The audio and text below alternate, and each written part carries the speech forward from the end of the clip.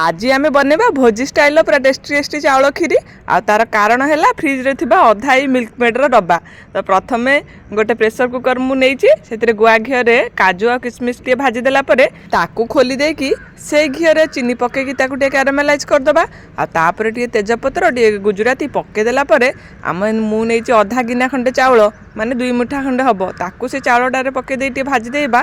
तापर जेहेतु अधा गिना चाउल नहीं 2.5 गिना क्षीर नौ ये भाग मापर कले पूरा ठीक हुए। आपर क्षीरटा उषुम उषुम है से छोट अमूल पकेटे पकई देची आ बिना अमूल तो भोजी भाया टेस्ट लगभग जिते क्षीर आप दिंतु तापर से स्वाद अनुसार चीनी लुण पकई देकी सीम रे गोटे सीटी मारदेवे। प्रेसर कुकर गैस कलापर ताकू खोलिबे से मिल्कमेड को ड्राई फ्रूट्स पकईदेवे आ अल्प मात्रा गोलमरिच गुंड आमर रेडी होगला टेस्टी चाउल खीरी जी कि पुणी 15-20 मिनिट भितर रेडी हो। आप थे घरे ट्राए कर देखु। आज मुझे रही जय जगन्नाथ।